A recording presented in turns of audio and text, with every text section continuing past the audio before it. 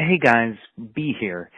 So, kind of unexpectedly, there was a real end of an era moment that happened this last pay-per-view, and since it doesn't seem like he's going the Terry Funk fake retirement route, it got me thinking about Goeido's career.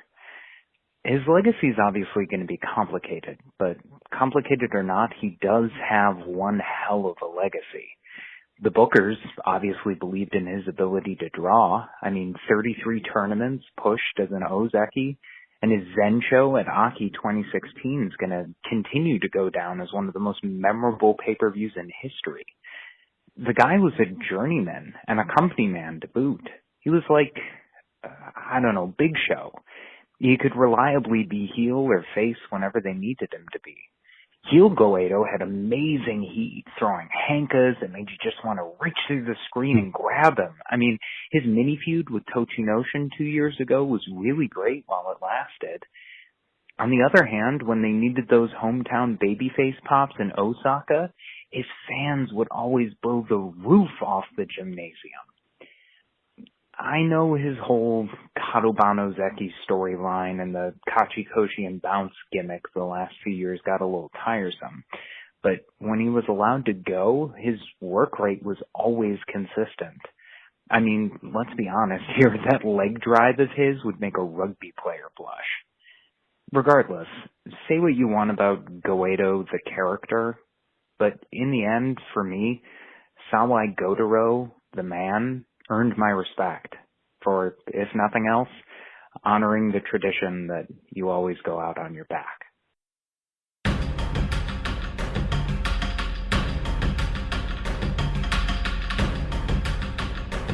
Welcome to Grand Sumo Breakdown, the unofficial sumo podcast for official sumo fans.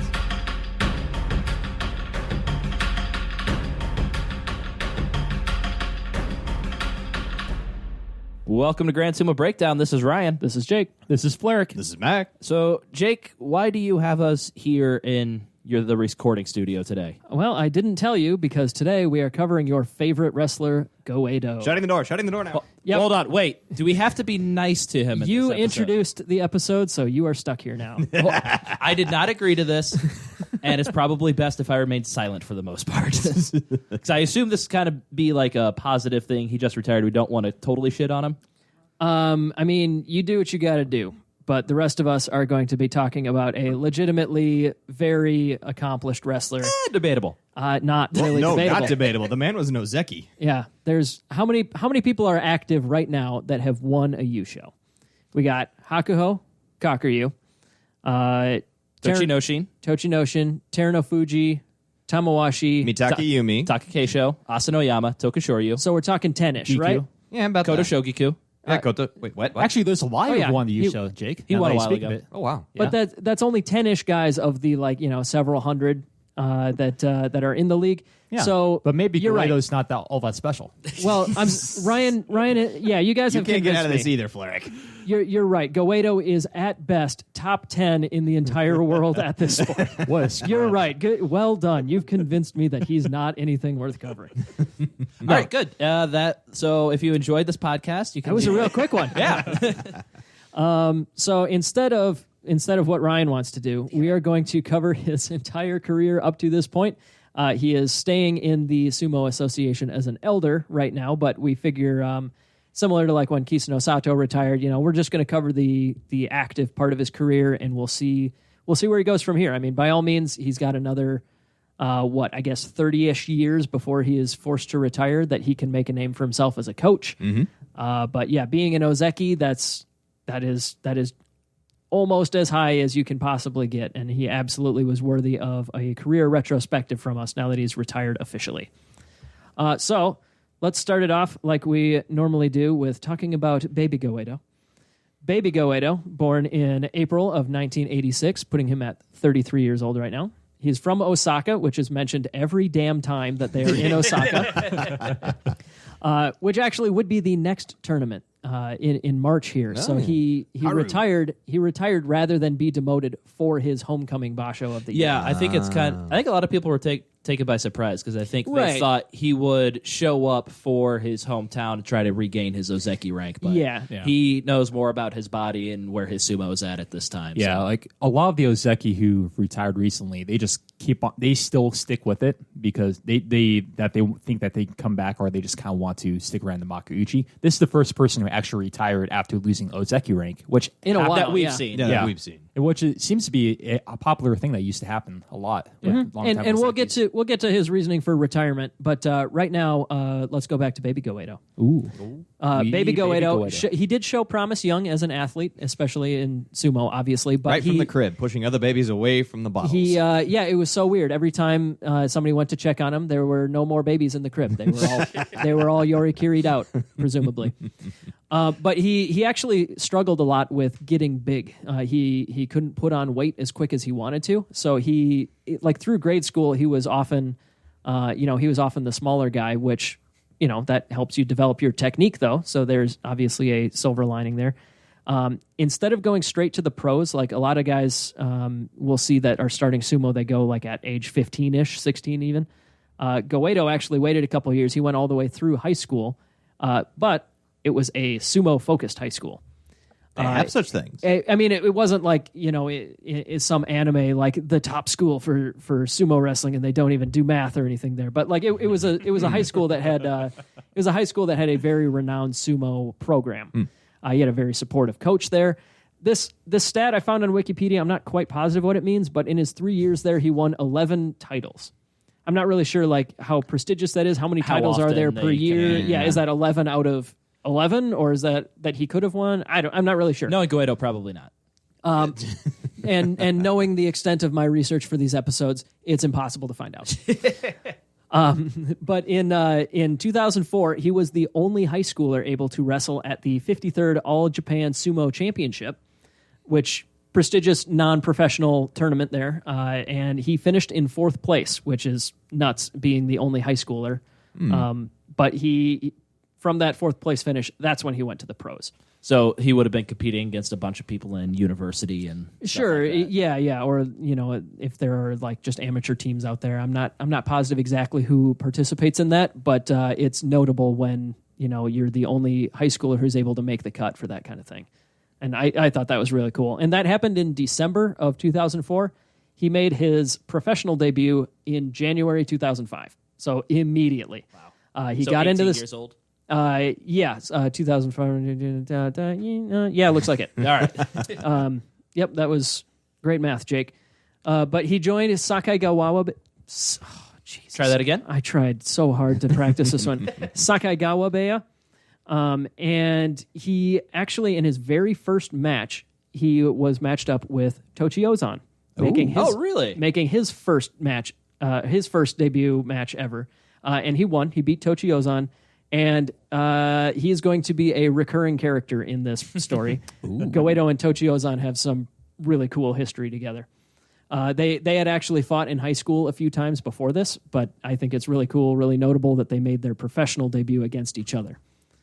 But Goeido, with that high school experience, the lower divisions were a cakewalk for him. It took him one basho each to get through Jonokuchi, Jonidan, and Sandanme. Holy cow. Yeah, and so in his 4th basho, he was in Makushita. He took a little bit of time there. He took just over a year in Makushita before he made his Juryo debut, which was still within 2 years of his debut.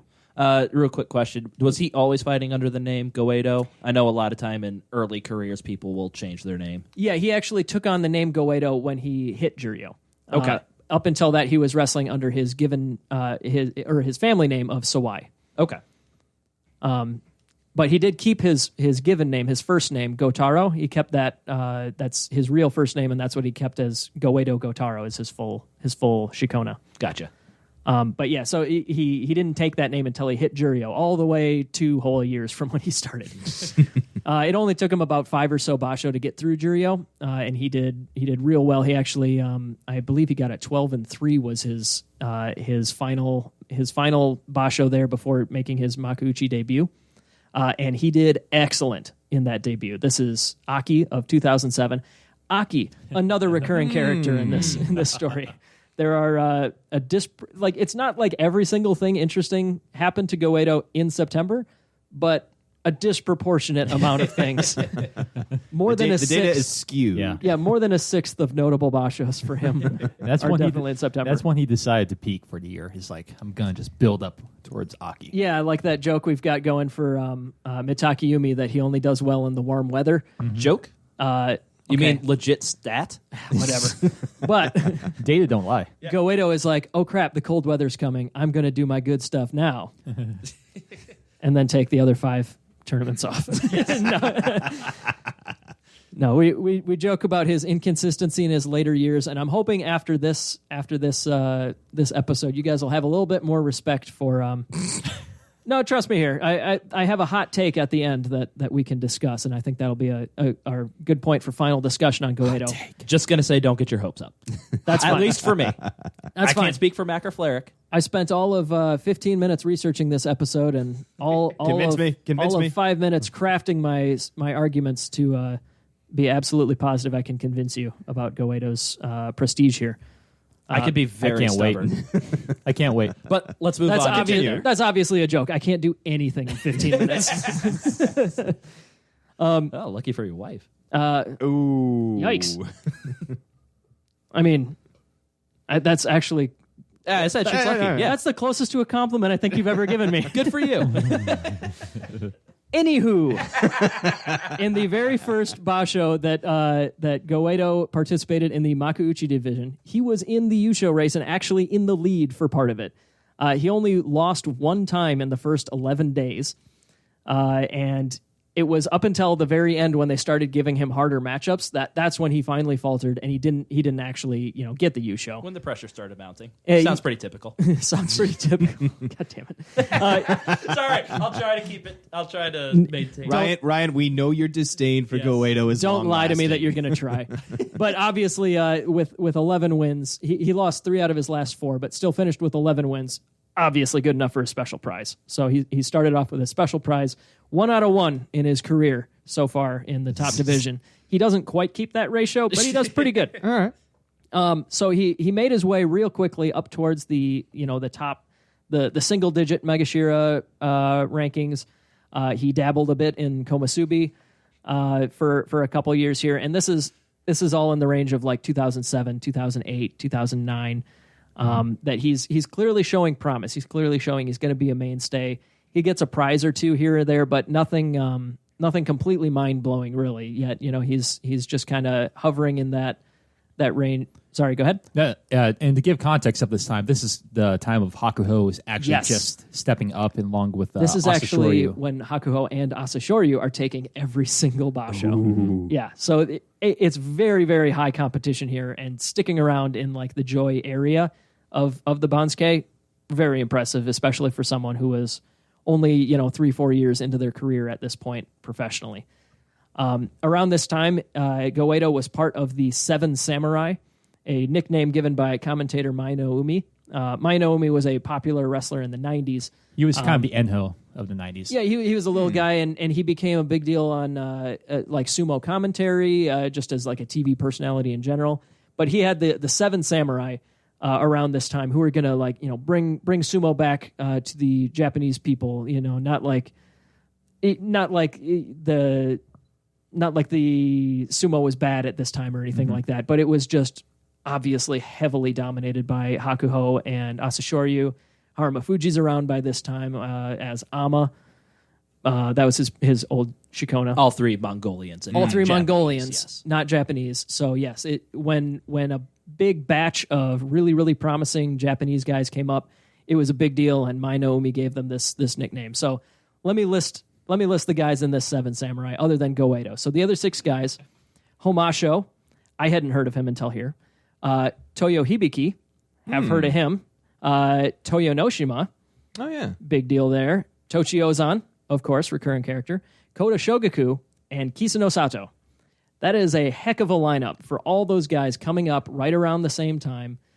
I can completely understand the national pride going into that group. That's really cool. The particular phrase that I found was they hold the key to the Japanese resurgence. Yeah, pretty cool. They were so close too. And Hey, but Kisano Sato made it. No, that's what I'm saying. Kisano Sato made it, and then that injury. there's Oh, yeah. there's four U-shows between those guys. So I mean, you can arguable whether or not they did the whole deed, but they did certainly make an impact. I'm just assuming Kisano Sato would have won all the U-show from his first till now if he never got injured. So We can only assume, just to be Yeah, conservative clearly. here. But yeah, I mean, we mention it whenever not whenever, but we mention it often enough when Kisano Sato comes up. Before he got that first U-show, he had 12 June U-show. Yeah.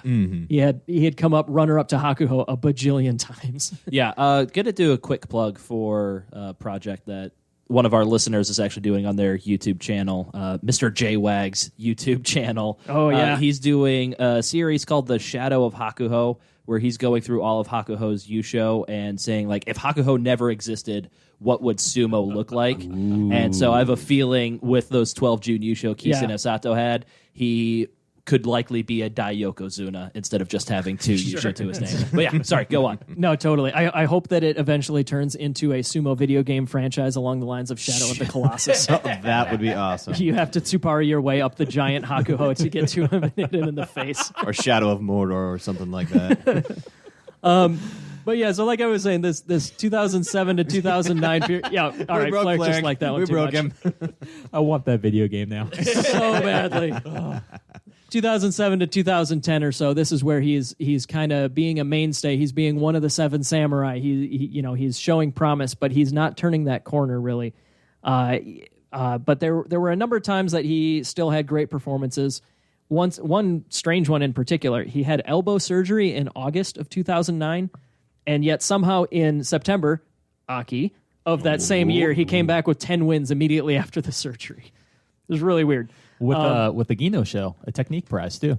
And shortly after this, in January of 2010, he got his only ever Kinboshi over Asashoryu, yet missed out on the prize because he ended up at 7-8, and you don't get special prizes with losing records. He had no shortage of special prizes coming up here, though, so don't feel bad for Goeido. I know, Ryan, you don't have to say it. We get to March 2010, and the very first time that Goeido ever has to pull out.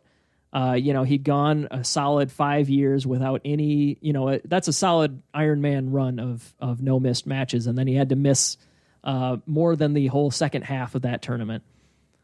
So right around here, after that injury, he's at Maegashira 9. He does pretty good. And I just want to point out from a Bonsuke perspective, because that's how I look at everything now. He had 2 wins at Maegashira 3, and he only dropped 6 spots to Maegashira 9 for the next. oh yeah, tournament.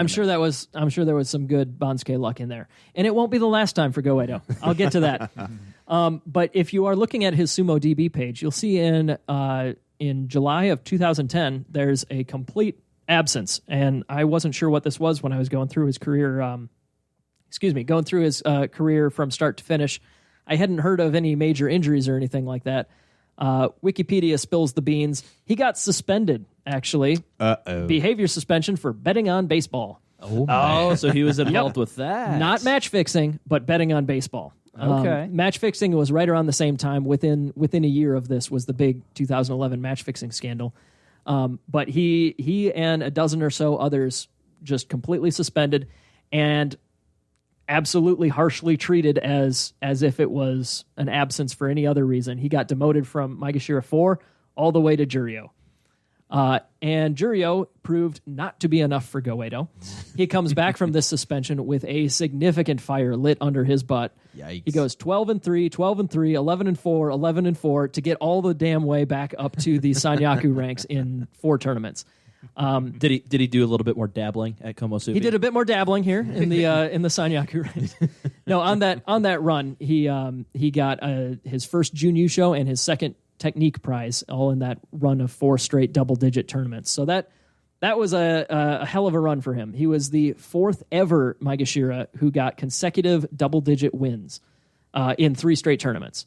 Since then, I know we've seen at least Onosho. Oh, no show has. He's probably the only one we've seen. Yeah, even if there's another 1 or 2, it's still a feat. It was the first time it had happened in 50 years. And in the final, the third one there, when he was at Maegashira 1, he beat all 4 Ozekis. And that certainly certainly a feat. But between this like incredible fire under his butt run and the next major phase of his career, there's another year where he dabbles in Komusubi one time, but he stays in like Maegashira 5 or better, for about a year. And this is getting us to the end of 2012. The beginning of 2012. And this is where Goeido turns the corner. From Maegashira 6, he got a 12-3 with his third Fighting Spirit prize, and that bumped him up to Sekiwake. This wasn't the first time that he'd been Sekiwake. He was Sekiwake a little bit earlier, but this is kind of when he really hits it. By the way, the first time he made Sekiwake, that was the same tournament that Tochiozan made his Komusubi debut. Ooh. Recurring character Tochiozan for the win again. But this time when he hits Sekiwake, he really makes a thing out of it. And by really makes the thing out of it, I mean he stays at Sekiwake for 14 straight tournaments, setting a modern record. Couldn't quite get the 15 that Mitake Yumi had, could he? Was that 15 in Sanyaku or specifically at Sekiwake? True. That's true. Mitake Yumi. See, the more I think about it, the more I think Mitake Yumi is going to be my new Goeido. But that's a story for another day. Oh man. But yeah, that was between Komusubi and Sekiwake. It looks like Goeido was 14 Goeido straight. specifically Sekiwake, which it was a modern record. He broke the record of the great Kaio by 1. Interestingly enough, in those 14, he had 2 Makekoshis, but they were only 7 and 8s, and because of the luck of the Bansuke, like we mentioned before, he managed to only go like from east over to west.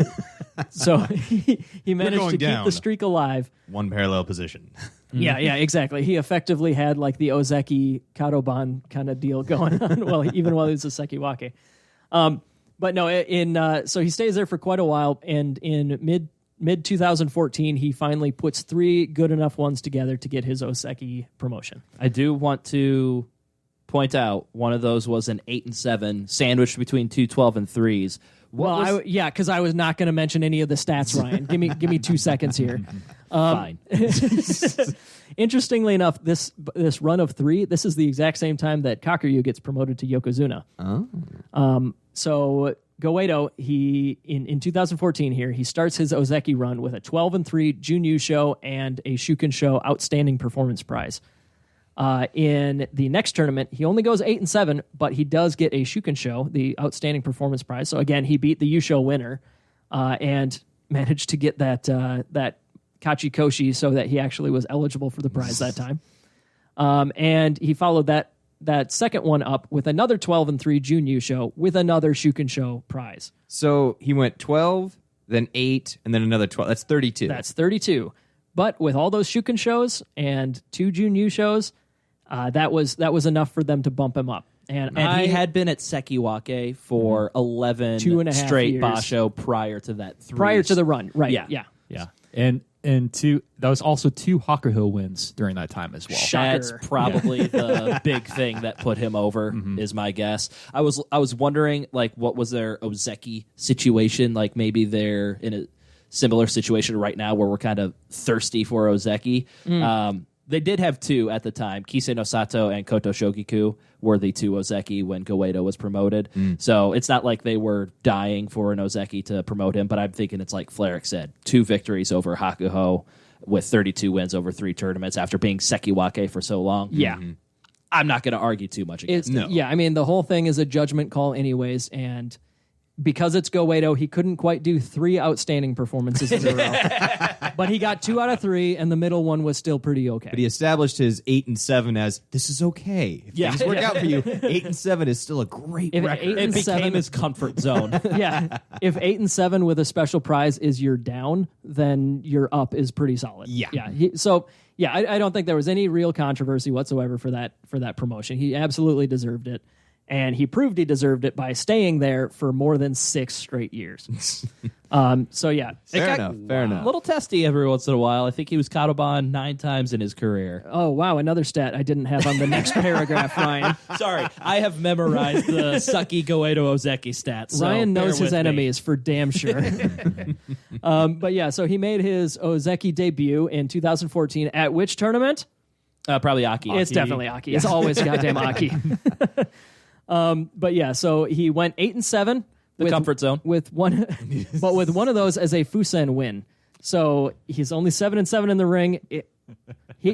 Remember, he's coming off a 12-3, so he's got to go down. But yeah, he gets this 8-7, and then immediately goes Kadoban with a 5-10 in his second Ozeki tournament. Gotta set the standard. Set the trend. Yep. Start the trend for what his Ozeki career is going to be. Yep. So he set the trend there. The first of 8 times that he went Kadoban and then recovered. The 9th time he went Kadoban was before the retirement. Yeah, you'll see both numbers out there. In 2015 November, he actually saved himself from being demoted on the final day by getting an 8-7 to clear a Kadoban. Wow. But then we get to what I like to call the color era of history, which is the era of sumo history that has GSB involvement. Indeed. Okay. Everything before that is black and white. Yeah. Maybe even like silent film era. I do got. So you said the one on the last day to keep his Ozeki. Yeah. He won against Tochi Ozan. I didn't even see that one. Good pull, Flaric. Recurring character. Man, he should even be upgraded to main cast at this point. Mm-hmm. Get his name in the opening credits. I mean, it's just Goeido so far at this point. Yeah. A couple mentions of Hakuho, but yeah, I'd say Tochi Ozan is in the category for like best supporting actor. Yeah, Sure. Yeah, let's actually just switch to talking about Tochi Ozan from now on. That's the rest of my notes. Okay, good. That's what we wanted, right? Yeah. We get to the GSB era of sumo history, so Ryan doesn't want to talk about Goeido anymore. Talk about that one time Tochi Ozan lost a playoff for the U show. That happened. I mean, I can't just like Control F and switch it all. I can't use the same stats. Anyways, no, that legit happened. Tochi Ozan lost in a playoff for a U show once. So, in 2016 in Aki, Goeido, The first tournament that we watched. The fated day. yes, this is about a year before we started recording, but it is the first tournament that we actually watched.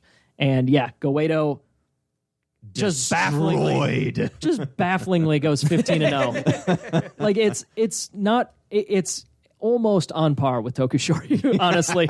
Like it's not just the fact that, he won the U show. It's the fact that like did he have better than 12 wins ever? I don't think so. He had like 3 or 4 12s and a handful of 11s, but like to get his best career finish by 3 is definitely strange. Mm-hmm. He was absolutely on point that whole tournament. The only asterisk on there, Hakuho was not in it. Were Harumufuji and Kakuryu. Sure were, and he beat them both. Okay. Well, obviously, he went undefeated. He went undefeated except for losing to those two. 15 And so, 0. at this point, he would have also beaten Kisei no Sato. He would have beaten Koto Shogiku. I think Teruno Probably Fuji. Toshi Ozan. Probably. I think Teruno Fuji was Ozeki at this time as well. Yes, he was. This is the period where there were 4 Ozeki. There was Kisei, there was Goeido, Koto Shogaku, Teruno Fuji. And because that's when I started. Now there's none of them. Yeah, right? Mm-hmm. Because that's what it was when I started watching. I feel like it's supposed to be 4 Ozeki. I still have that like feeling like even when there were 3, it's like, this doesn't feel like enough. No. Yeah, it's super weird. But so that 15-0 U show, here's a quote from Goeido in case you didn't think he was perfectly a sumo wrestler. He said, "I just focused on wrestling as hard as I could. I am really happy. There was a time when things didn't go my way, but I'm glad I stuck it out. But I'm glad they did. I concentrated on my performance and took it one bout at a time, which led to this result." He got every single sumo interview cliche in like 3 sentences. If I didn't already Well hate done. him, I would retroactively hate him for that.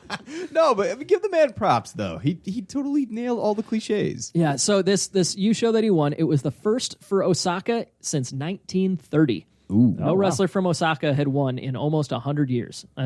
I think that's super cool. It was also the first 15-0 for a first U show win in about 16 years since Musashi Maru. Oh, cool. Yeah, was and gonna say it was Hakuho, the but, first and obviously only 15-0 win for a Kadoban Ozeki. Just in case it wasn't Goeido enough, he sure was Kadoban for that tournament. Wow.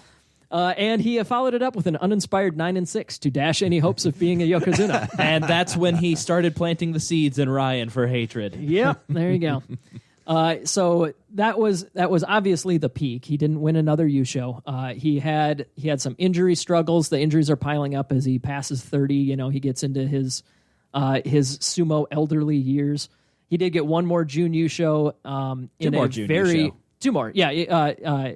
And one of them in a very dramatic first ever GSB recorded basho in what tournament? Aki. The drama with the Haramufuji playoff, where Goeido is like running away with it, and somehow Haramufuji, who had like a couple early losses and everyone had forgotten about him, Goeido just utterly Goeido's the bed at the last minute, starts losing matches, and Haramufuji is able to catch up to him, beat him on day 15, and then beat him again in the playoffs. So I'm pretty sure Goeido had, it was either a 2 or 3 match lead with 4 days remaining, and he lost 3 out of 4, while Haramufuji was able to win all 4 of his matches, including day 15 against Goeido, and then he beat him again in the playoff. That was such a good complete and utter choke job by Goeido there. Yep, Yeah. and we have yet to have a basho as interesting as that one since our very first. I mean, we have, but that was a hell of a one for us to start recording. Yeah, for us to like start pretending that we're experts on sumo wrestling. And then that was definitely pretending back then. Oh, it was absolutely a farce. Yeah, It's and all still the drama pretending. that followed. It was a good time. Beautiful. So he did get one more Junyu show in 2018. In which tournament, everyone? Aki. But the injuries are piling up too much. In January of 19, though, he did face Tochi Ozan for the final time. He beat him, making the record at 24-14. That's 24-14 in the ring. Goeido did have one Fusen win in their career. Okay. But yeah, he didn't really. There was nothing going for him in at the end of 2019. More injuries in November there, and then in 2020 here he went 5-10. He did stick out the whole tournament, even after he was mathematically eliminated from staying as an Ozeki. He stuck it out, but once the demotion was announced, he decided he needed to retire. A quote from him, he said, "A few years back, I promised myself I'd retire when I fell from the Ozeki rank, so there was no doubt in my mind." Oh, wow. So he made a promise to himself, and I respect him for doing that, even though it cut him short of one more tournament in front of his hometown. So, But he went out as an Ozeki. he went out as an Ozeki. So. He was the first one to do it since 2011. So yeah, like Flerick mentioned, it's not uncommon for people to any sort of demotion. Like if you're getting demoted to Juryo or something, maybe that's a time that you could call it a career. Or if you're getting demoted out of the salaried ranks or what have you. But yeah, it's not uncommon for people to retire when they drop from Ozeki. But yeah, it had been a few years since it happened. And just to Goeido us one more time, retiring then left only one Ozeki, and we get all this weird Bansuke screwery. It's not all that complicated. Me and Yeah. Ryan talk about it in the Bansuke preview episode, but It's a whole lot of hype about nothing, really. yeah, nothing it functionally changes, but it's still just It's interesting. It's one more way for somebody to. It's one more way for Goeido to do poorly in a way that is confusing that we need to do research on. Yes. Well, and it just doesn't feel right, because ever since we've been watching, there have always been 3 or more Ozeki in that rank. This just isn't right. Don't worry. it isn't Asanoyama and Shodai are coming to save the day. Hot garbage, Shodai? That's one and the same. Oh, my. So now, like I mentioned at the beginning, he's staying in the Sumo Association as Takekuma Oyakata. And his retirement ceremony is scheduled for the time between January and March tournaments next year, 2021. Yeah, they have like I don't know why they can't just like do more. I'm sure there's a good reason, but there's like a backup because I think we still need like Takekazes and Amanishikis and Yeah, I'm not sure the delay. Flair, do you know Yoshikaze. any more about that? A lot of the time they try to sell tickets for the hair cutting. You can actually pay Right, money right. for a seat and pay money to actually cut hair from the rikishi. And that's actually part of their kind of retirement bonus. Oh, They cool. get most of that money. okay. And so I think they like to spend some time actually to promote it and make sure it's not everyone at once. So, you know, you can get some money for stuff. That makes sense. Yeah, it still seems like just as somebody watching the sport, it's like agonizingly long to get closure there. Yeah, and I would feel like they're probably dying to cut their hair. And so to have to just deal with that for a year. The long, oily mess that they've had to deal with for 15 years at this point. Yeah. 20 years I mean, depending on high school and all that, you know, he's certainly used to it, I suppose, by this point. But yeah, so now that we're through the actual career events, I want to talk a lot more about who Goeido was as a wrestler. And Ryan can make the cracks, whatever cracks he wants. I will try my best to hold myself back. But I think that he is a very he had a very interesting technique profile.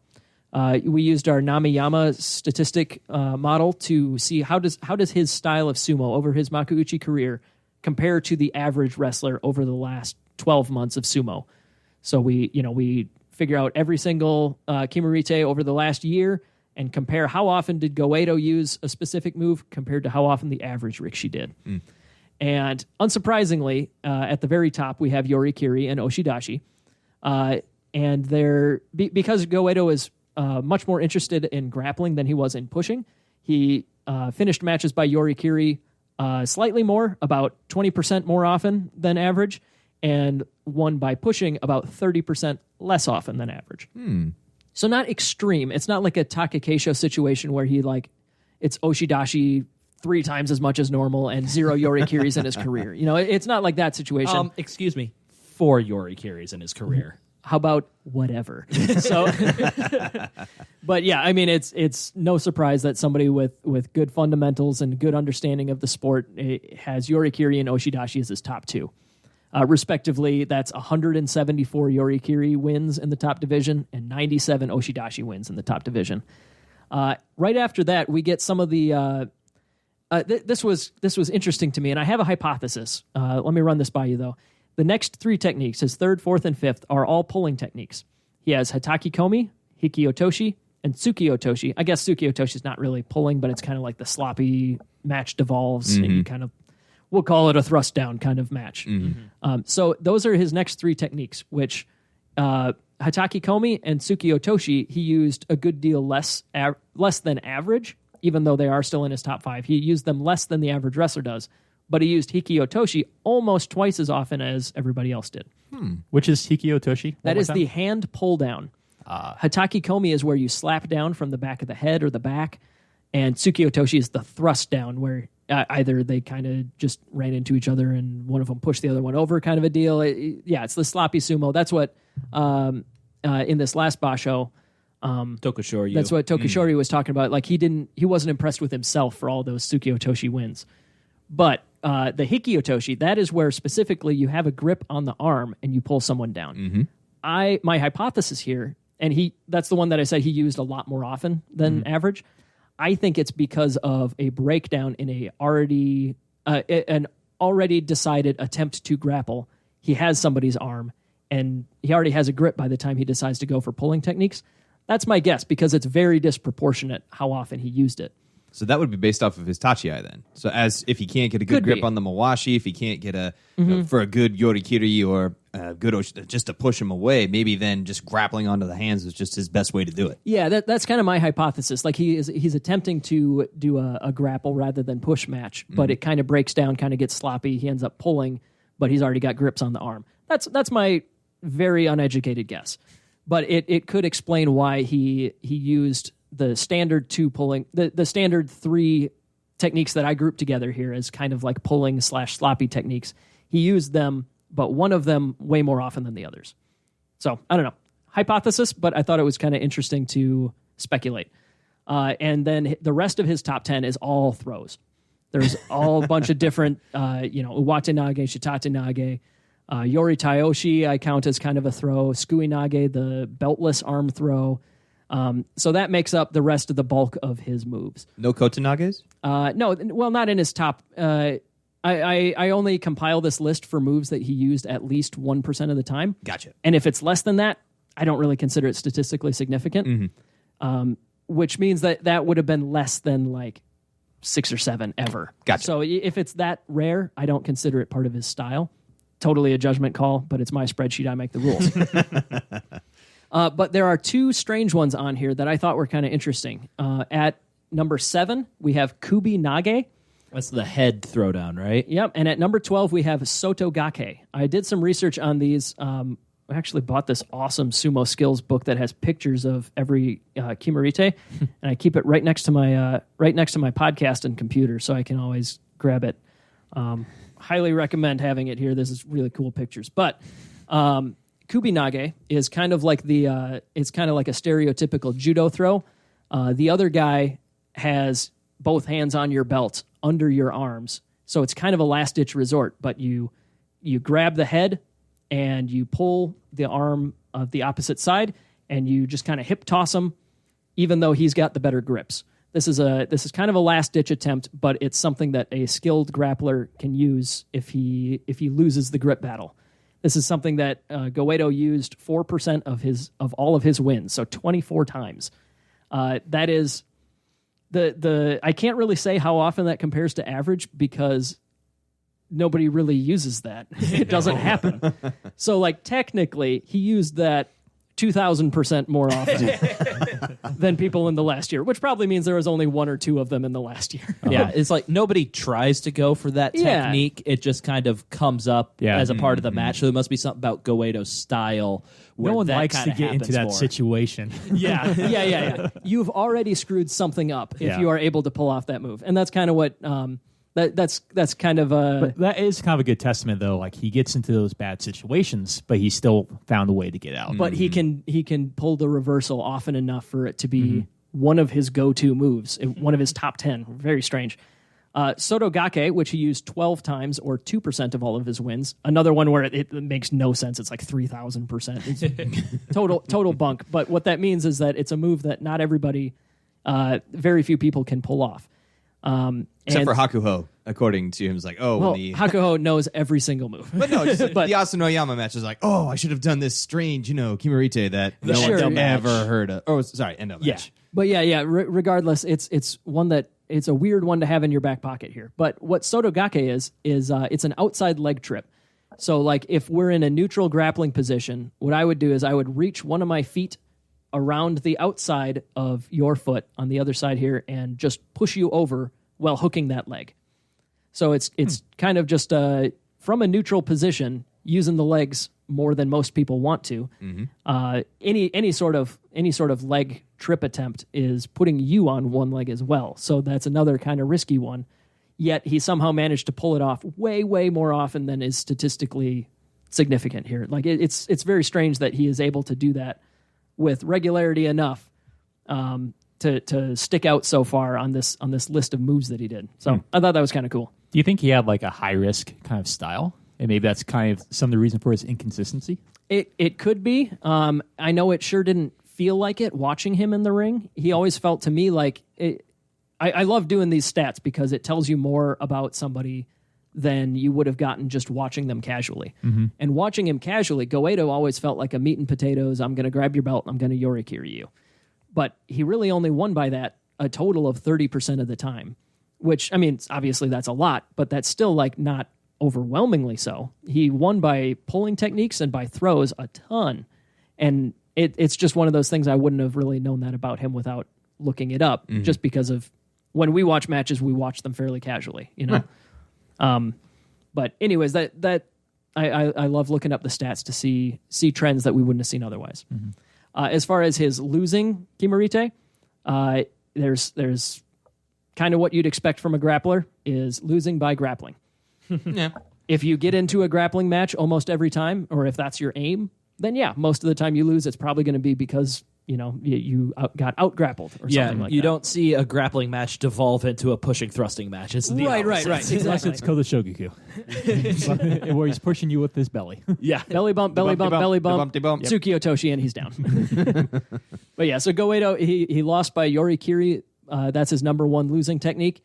After that is Hataki Komi, which just barely beat out Oshidashi, which, no surprise, is his third most common losing technique.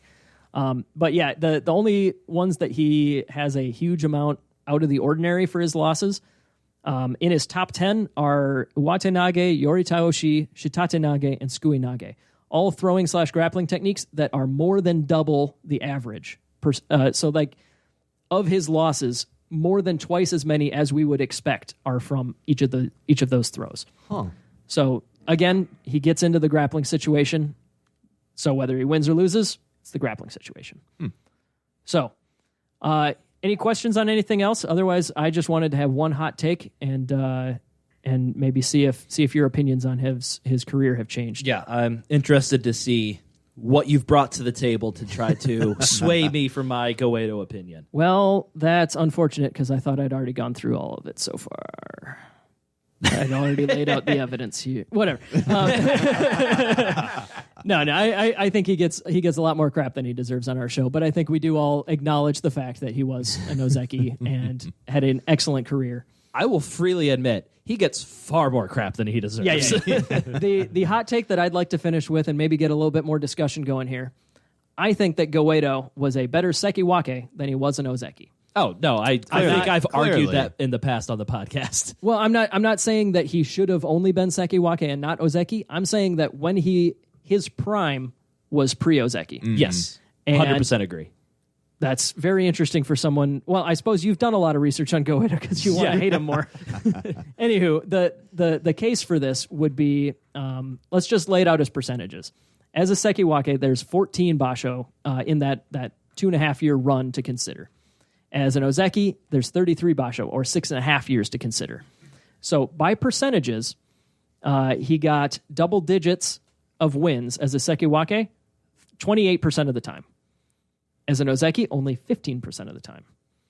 As Sekiwake, he only had 2 Makekoshis out of 14. That's 14%. As Ozeki, 10 times, or 30%.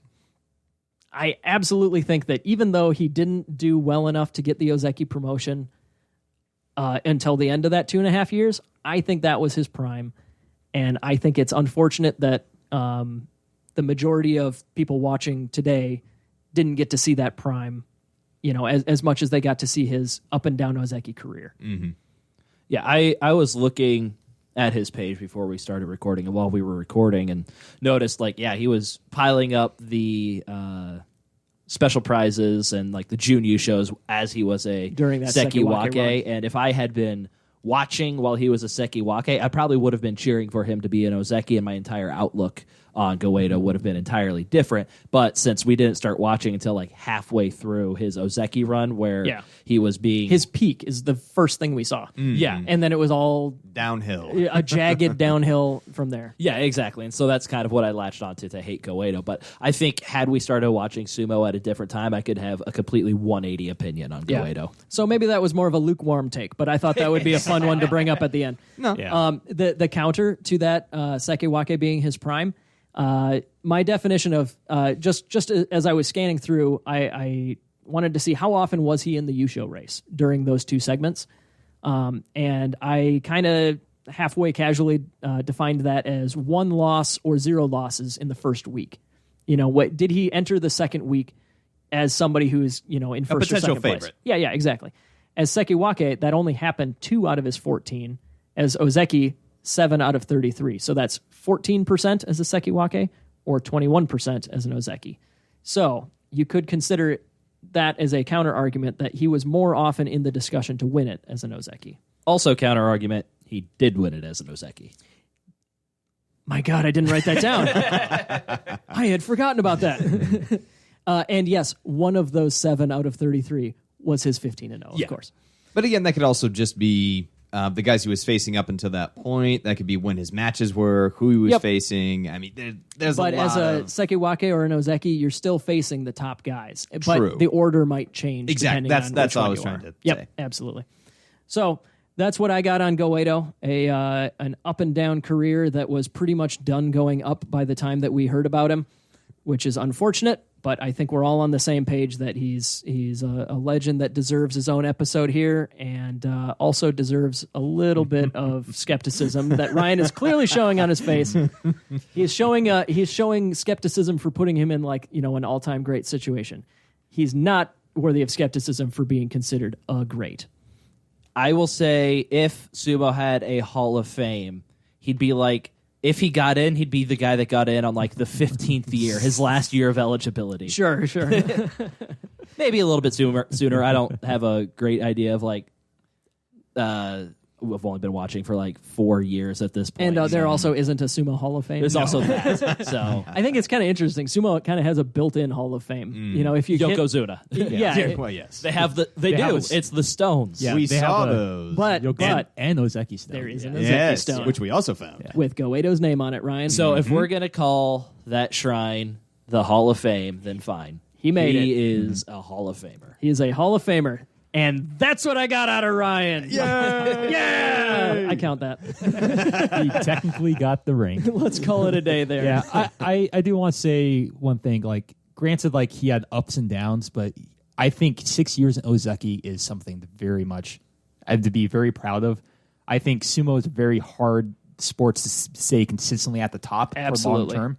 It's super hard, and like it's something where you don't have an off season. It's always every two months you got a tournament. We mentioned that elbow surgery, and then he had to compete a month later. Yeah, which is just, it's so unlike every other kind of sport, and it's like probably not healthy. And his ups and downs, I'm not sure if that was intentional, like maybe just kind of maybe taking it a little easier, like during one tournament and like and trying to peak at one tournament every single year, which might be Aki. I think that could be very, very smart, and like I think he got some definite results from that by being Ozeki. He got Yusho during some very prominent talent, and he got many Yusho races, which is also kind of expected to be Ozeki. Absolutely. To add into that, you also had the Jungyo in the off terms. So when you don't have a month of the tournament, you also have the Jungyo that you have to participate in. You gotta go promote. Yeah, exactly. It's a very, very tough sport, and I think the way he handled it is, I think, kind of could be a smart way to take it if you're kind of not this top talent, but maybe like just a little bit below it. 100% with you there. All right, so it sounds like that's going to wrap up our episode on Sumo Hall of Famer Goeido. Again, you got it twice. So if you enjoyed this podcast, leave us a 5-star review on Apple Podcasts or your favorite podcast listening service. You can find us on social media. We have Twitter, Instagram, and Facebook. Oh, I'm next. I'm sorry. We don't have this. We don't have this part written on the script in front of me, so I'm totally lost. Ron Burgundy.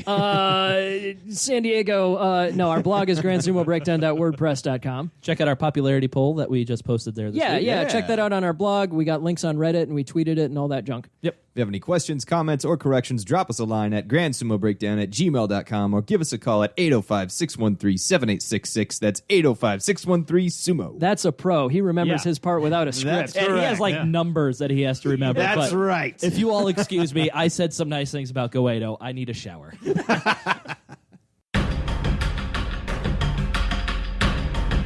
Thank you for listening to Grand Sumo Breakdown. Until next time. Throw your salt high And keep moving forward.